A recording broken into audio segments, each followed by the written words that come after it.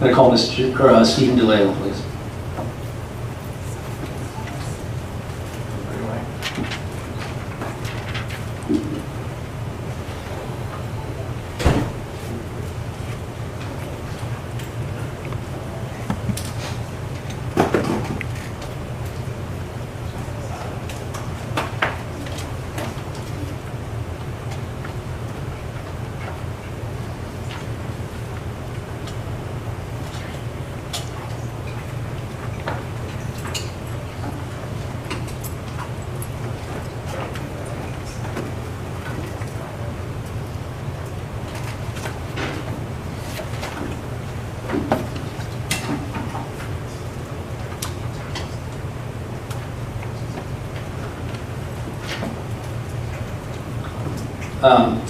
Welcome, Mr. DeLeo. Can you describe your present position? Hold on. Oh, you do. I do. Thank you, Mr. Chairman. Can you explain your present position and a little bit of your background? I am president of Federal Properties of RI Incorporated. We've been in business in Bristol since the 1950s. I'm a licensed general contractor. I'm also a licensed Rhode Island attorney. I've been involved in property management of our properties in Bristol and elsewhere in other states for too long, I suppose. But that's essentially my background. We are also abutters to this project within the 200-foot radius. We also own a number of other properties within the 300-foot radius to this project, and I will address some of that tonight. Why don't you start with what you'd like to say? So I'm going to talk a little bit. That's next, Steve. That was my word. Sorry. I'd like to talk a little bit about our experience with our property in the immediate neighborhood of this proposed project, specifically Lower State Street onto Thames Street and along Hope Street, and what we've done recently, and by recently I mean within the past 3 years. So we're talking about a similar economic environment, similar demographics to everything that's at play in the proposal. So I want to just walk you through some of what we've been working on, what we've completed, and also what's proposed, and why it works for us as property owners that obviously have a vested interest in town and specifically in this area and elsewhere. Why we've invested our money and our time and our resources to make sure that we will preserve the architectural and cultural integrity of this district. And I don't say anything I'm about to say lightheartedly. It's a difficult thing when someone puts their own resources in advancing a project that they may or may not believe is appropriate. But there are times when we need to speak up and speak out against, and this is just one of those times. This project is simply too massive. It's frankly too much of a money grab, and there are much less costly alternatives. There are alternatives that require much less relief than what's being requested here.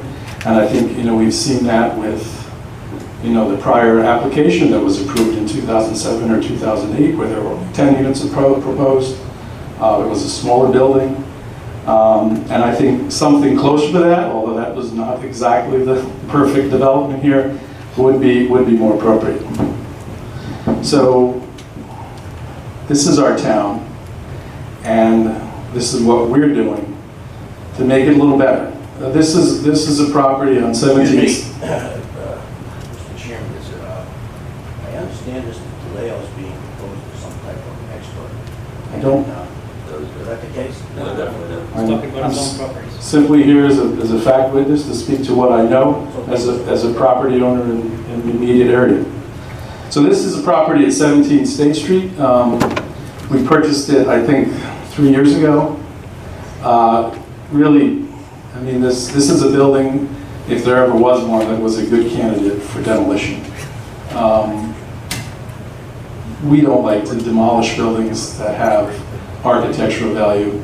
that still have some life left in them, that can contribute to what's authentic about the downtown historic district.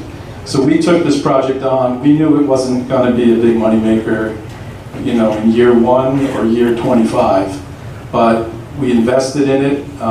We've been working hard, and our local crews have been working hard to get this done. This is a view of the back of the building.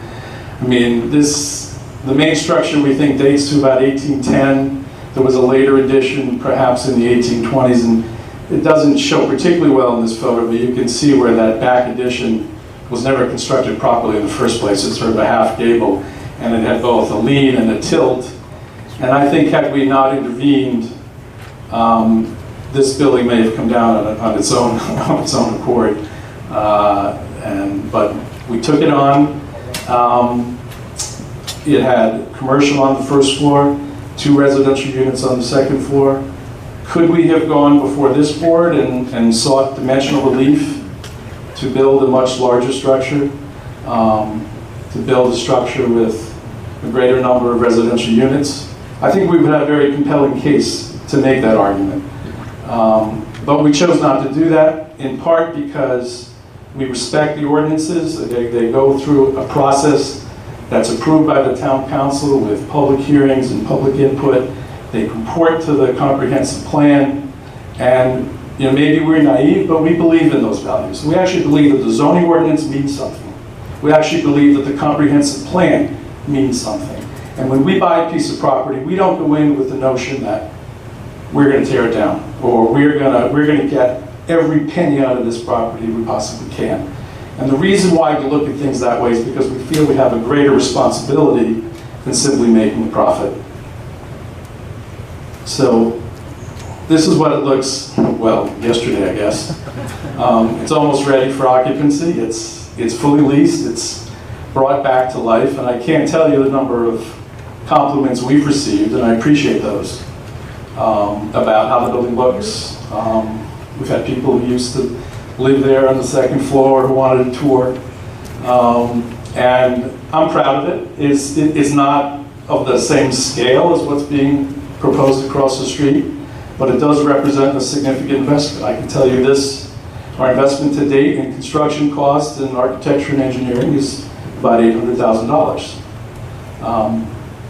No state money, no Commerce Corp handouts, no local tax abatements. This is just hard money. Now, I will say there are federal tax credits involved, and that's an expensive process, but we think that's a good payoff for the level of commitment that we've made in the property. And at that, it will hopefully be a sustainable project, and all our numbers indicate that it will. As I say, it's fully leased prior to getting our certificate of occupancy. So this type of development, as it were, that respects the authentic historic downtown character can work. And there's example number 1 directly across the street from the proposed project. Can I ask you a question, Mr. DeLeo? You've done a great job with the building, but you're in business. Your design is to make money with that, correct? Yes. And will you make money with it? We hope to, we plan to, our numbers indicate that we will. And that's aided in part by the federal tax credit. But even without that, we may not have taken the number of steps that we have taken in terms of cost. We still feel it's a viable project. And if we're wrong... I'm going to object to this testimony. I don't see the relevance whatsoever between that building and a proposed new building that's gone through the multiple processes, HDC, the planning board, etc. We're not comparing a new building to another new building, an existing building. All the other buildings that are in this proposed handout are all old buildings that were rehabbed, and I just fail to see the significance. This is just a waste of the board's time at this point. Certainly can comment as a property owner how he doesn't like the new building or whatever he doesn't like, etc., and why the variance should be granted, but going through his history of development on existing buildings that were rehabbed is just not comparable to a new building on a vacant lot. I think I agree with Mr. Kelly on this one.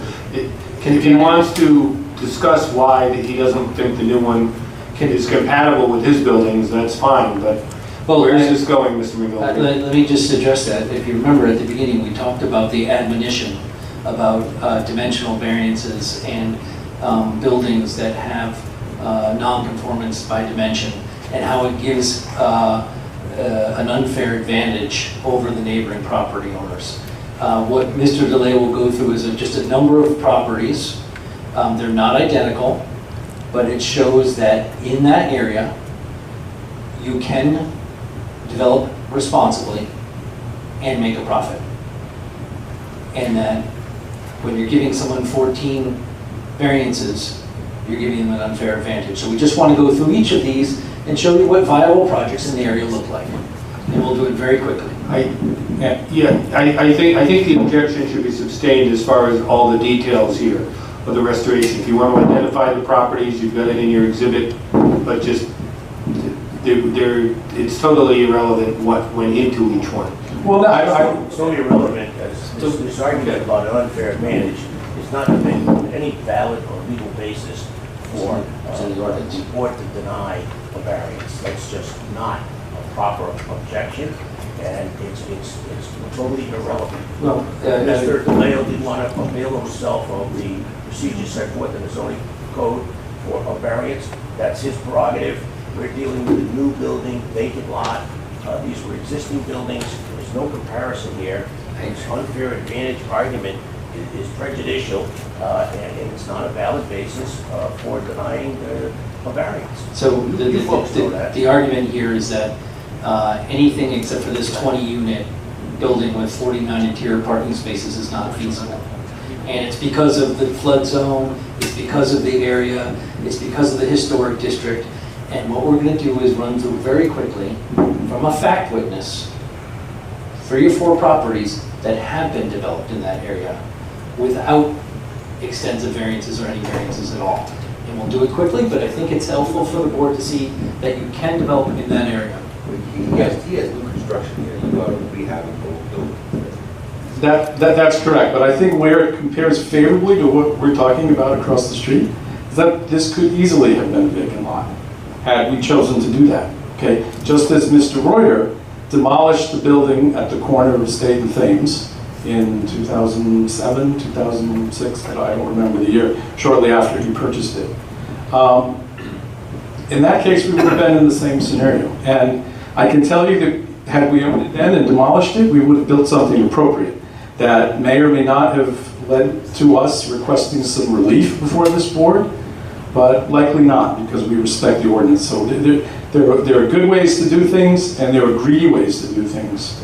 I would just say we could probably go through this. I will move quickly. If the board's concerned that it's dragging on, I can address it. But as far as relevance goes, I respectfully disagree with the solicitor and Mr. Kelly here, and I'd like to continue with my presentation if the board so allows. I think we're spending more Put time a arguing than building we down would be and going you're going through. to put a 10-story building on it.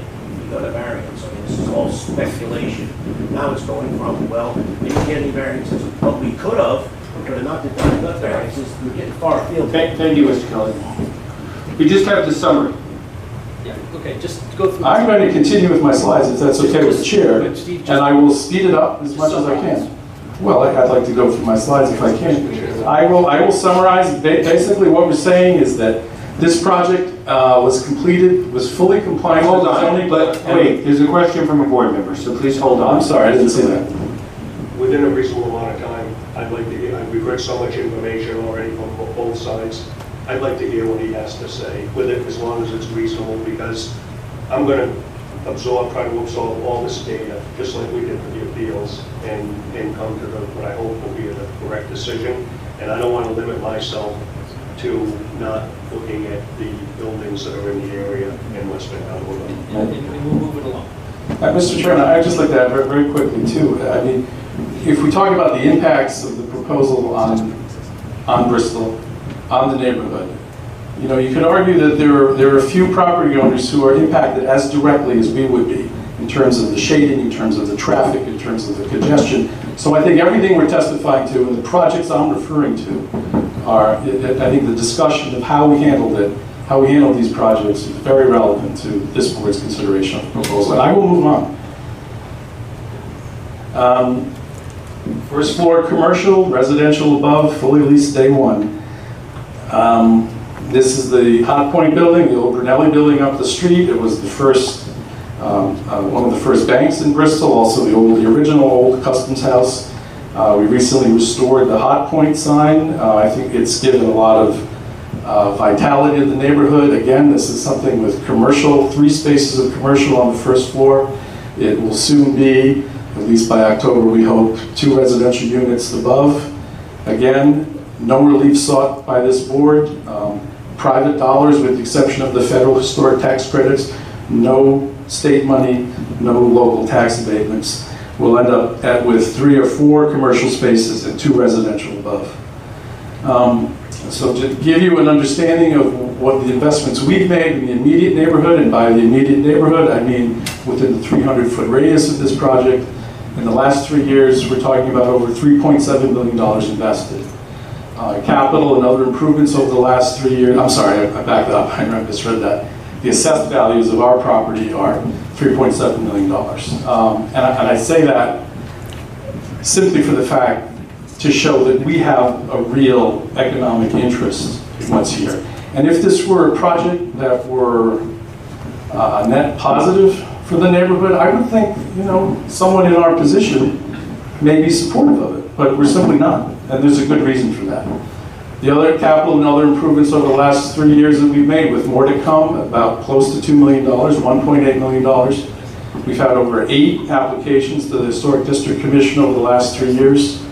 We've sought no zoning variances. We've gotten no state or local tax credits or real estate tax abatements, which the Belvedere project sought. And we have sustainable returns on all of our mixed-use properties in that area.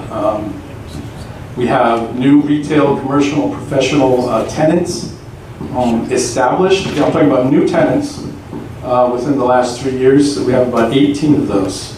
And our commercial occupancy in all that space is at about 98%. So when we talk about whether we'd rather have, you know, parking along Thames Street rather than commercial, which could easily be accomplished, I think, you know, we're on the other side of that. I mean, there's a need for commercial space, and to sort of turn your back on the pedestrian walkway and seal that whole project off like a Chinese wall is not appropriate. And I completely disagree with the basis for the use variance there. This is a view from State Street looking south across to the proposed project. Now what you'll notice, you should notice, and I think a lot of people miss the scale of this proposal, the building as proposed are well above those telephone poles. You can imagine the shade and the other issues with that. This is the proposed building. You can see how out of scale it is with the rest of the smaller scale buildings. Granted, Roy Dean at the very corner is, you know, not a short building, but it's also not a very wide building. It doesn't have the mass that this proposal has. So this will completely overwhelm the neighborhood. And it's difficult to sort of view it unless you have a model like this, but I know people will probably have a very different view of this project once this is up, if it gets built. This is an example of looking south on Thames Street, how the proposal completely overwhelms the smaller scale buildings across the street and casts it completely in shade from, you know, early morning till, you know, afternoon. On that, I think that shading is set to an October afternoon. It doesn't appear to be very pedestrian friendly. There are no shops along State Street, along Thames Street, as we've talked about, with the exception of the window exposure that you have on Thames Street. That's simply another view showing the relative size of the building with respect to the buildings across the street and the Guillory's building. This just shows the massive scale of the parking deck with the shading across the street. This is a view from one of our properties on Hope Street, actually, looking southwest from the top floor of that building. And there's somewhat of a water view, but if you can imagine the building up above the top of those telephone poles, it does get obliterated, and I took a quick stab at what that might look like. You can see in this slide that that water view is essentially gone, and this is from a point that is significantly higher than street level on Lower State Street. This is a comparison. I don't want to spend too much time on this, but I prepared this for the HTC Planning Board joint hearing, and it's basically a compendium of the immediate buildings in the area, and you can, if you look across them, I've got building heights and widths there, which give a sense of the mass of the buildings. You can see the small scale of nearly every one of those buildings, and how inappropriate this building would be in relation to these. I'm a little reluctant to get into this, but in I object to this right now. This is just a smear tactic, trying to bring this up. This has nothing to do with this project. He's trying to bring up disputes that occurred between the developer and the contractors, and I'm surprised that this witness and this attorney would stoop this low. well, Why don't we just move on? that's fine.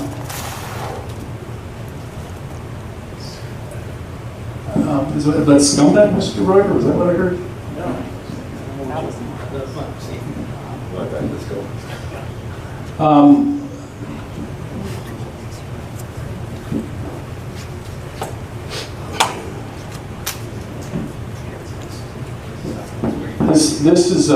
This we discovered in our collection of the Historic District Commission documents dating back in the history of this project. In it, Mr. Tite said at the time, and I think this goes to comment that Courtney Girton made earlier about how Mr. Reuter has earned his stripes. But this is a quote from the minutes, so where Solicitor Tites called the applicant Reuter, quote, he has a history of stalling, not accepting deadlines and violations. So I will move on. Nothing to do with us giving out variance. It only addresses what I heard earlier in the evening. That's the only purpose for it. This is a letter that Mr. Reuter wrote in 2014 in opposition to a small addition that was proposed by Aiden on John Street. Difficult to read. It's in the record of the Historic District Commission. We're going to talk about the building and the variance and stuff. He was objecting. Yep, I'm sorry. I think where Mr. DeLeo is going is we're talking about the impact on his properties, and this is a recognition by Mr. Reuter that a smaller project would have the type of negative impact that Mr. DeLeo is describing. So I think the very arguments that a lot of the objectors have brought up and may yet bring up are consistent with what Mr. Reuter is complaining about here, and they're valid objections. And he talks about how the proposal would be incongruous to the massing of the neighborhood. The proposal would cast... Again, there's nothing to do with this project. You can read the document yourself. It's in the record. No, I object to its introduction, and I object to that the document concerning the dispute with the contractors. I think that should not be part of the record. The letter here should not be part of the record. It has nothing to do with this proceeding. This is just personal attacks. Okay, yeah, I think, well, two separate things. I think the pages, and I guess we are in Exhibit A behind tab 5. Yep. The pages that deal with the newspaper article and the various canceling things, I do think should be not admissible. I don't think they have any relevance and prejudicial value. So I would say to actually take those 3 pages out, and they should not be removed. The other 2 stuff, the quotes from the minutes from June 5th, June 4th, 2015, and the letter from September 4th, 2014, I think you can give them what way you want. I do think it goes towards question, particularly the letter of September 4th. Objection, it's the issues here we're talking about are size and massing, and so I think you can consider, you know, what the applicant has on record in another situation. You can give it whatever weight you feel. I really object to this. This is a different building. We're talking about an existing building that was being expanded as opposed to a new building being constructed on a vacant lot. And this is prejudicial to him. And it's just not relevant to what we have before you at this point, and that is whether there's substantial evidence in the record to support the request for the variances. And what Mr. Reuter had as an opinion of some other project is not clear on this on the variance. And that's an argument to make in your closing arguments. But my advice to the chair is that it should be admitted as an exhibit for the moment. It's for you to give whatever weight you want. You took what you felt out. That's correct. I believe the other stuff is totally irrelevant and unduly prejudicial. But beyond that, it's up to you to decide. Yeah, we will lay out. We know we're not. We know we're meeting. We know. Right, and they'll have their closing arguments to make those arguments. It's not that doesn't pressing the variances on. I'm here to get facts. What we did was good. All this other stuff to me. Mr. Chairman, have we been instructed to remove these from our package? Yes, you are. Please remove those 3 pages. What do we do? Put them over there and we'll throw them out.